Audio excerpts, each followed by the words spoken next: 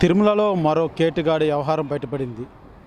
భక్తి మీద నమ్మకం ఉన్నటువంటి భక్తులే టార్గెట్గా అతని వ్యవహారం అంతా కూడా చేసేవాడు. ఇదంతా కూడా సినిమాలో ఏదైతే ఒక హాస్యాన్ని పండించేందుకు ఇంద్ర అనే సినిమాలో బ్రహ్మానందం ఏదైతే ఆ యొక్క భక్తుల చేత బంగారుని రెండింతలు చేస్తాను మూట కట్టివ్వండి అని చెప్పి గంగలో మునమని చెప్పి మునిగిన తర్వాత ఆ యొక్క నగలతో ఉడాయించేటువంటి సన్నివేశం మనం చూస్తుంటాం. అది సినిమాలో తెర మీద.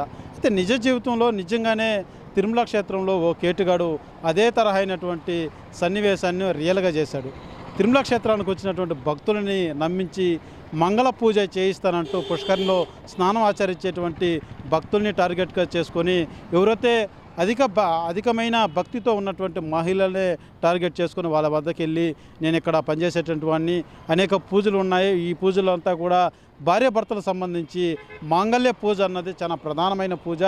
ఆ పూజ చేసుకుంటే మీ యొక్క దాంపత్యం నువ్వు 100 ఏళ్ళు చల్లగా ఉంటుందంటూ కూడా మాటల్లో పెట్టి నమ్మబలికించి ఆ యొక్క మహిళని మీరు పుష్కరిణిలోకి వెళ్ళి స్నానం ఆచరించి రండి అని చెప్పి ఆ ఏదైతే ఆ మహిళ చేసుకున్నటువంటి బంగారాన్ని అంతా కూడా తన చేతిలో పెట్టాలంటూ అతని చేతి వద్ద పెట్టిన తర్వాత వాళ్ళు స్నానాలు ఆచరించేందుకు పుష్కరిణిలో దిగిన తర్వాత కనుమరుగవుతాడు ఈ కేడి. అయితే ఇదే తరహా అయినటువంటి వ్యవహారాలు గడిచిన ఎన్నో నెలలుగా కూడా చోరీకి ఈ తమిళనాడు రాష్ట్రానికి చెందినటువంటి మురుగన్ నాగరాజ్ అనే వ్యక్తి ఇదే తరహా మోసాలకు పాల్పడుతున్నట్టుగా పోలీసులు గమనించారు. అయితే అతని మీద ప్రత్యేక దృష్టి సారించినటువంటి పోలీసు విభాగం నిన్న అతన్ని పట్టుకొని తిరుమల 1 టౌన్ పోలీస్ స్టేషన్లో కూడా అరెస్ట్ చేసి అతని వద్ద ఉన్నటువంటి 135 గ్రాముల పైగా బంగారాన్ని కూడా రికవర్ చేసినటువంటి పరిస్థితి. అయితే ఎవరైతే మురుగన్ నాగరాజ్ అన్న వ్యక్తి పూర్తిగా కూడా ఒక భక్తుడిలాగా తిరుమల తిరుపతి దేవస్థానంలో ఒక ఎంప్లాయీ లాగా అక్కడ ఎవరైతే అధికమైన భక్తి భావాలు కలిగినటువంటి భక్తుల్నే టార్గెట్ చేసుకొని వాళ్ళని నమ్మించేటువంటి నమ్మించి ఇటువంటి మోసాలకు పాల్పడుతున్నటువంటి తరుణంలో అనేక వెలుగు బయటపడినటువంటి పరిస్థితి. ఇప్పటికే అతను తిరుమల క్షేత్రంలో దాదాపు 10 మంది పైగా భక్తులను ఇదే తరహా అయినటువంటి మోసం చేయనట్టుగా తెలుస్తుంది.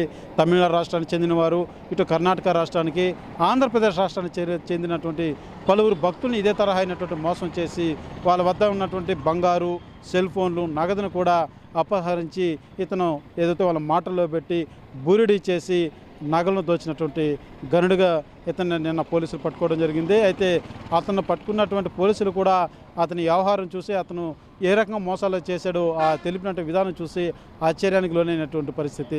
ఇంత మాటలకు నిజంగా భక్తులు కూడా నమ్మతారా అన్న కోణంలో మాత్రం ఆశ్చర్యం కలిగిందని చెప్పాలి. అయితే మొత్తానికి అతన్ని పట్టుకున్నటువంటి పోలీసులు అరెస్ట్ చేసి తిరుపతి రిమాండ్ తరలించడం జరిగింది. అయితే అతని మీద మురుగన్ నాగరాజ్ అనేటువంటి వ్యక్తి మీద తమిళనాడు రాష్ట్రంలో కూడా అనేక కేసులు నమోదైనట్టుగా కూడా తెలుస్తుంది. కెమెరా పర్సన్ కోటితో సురేష్, RTV, తిరుపతి.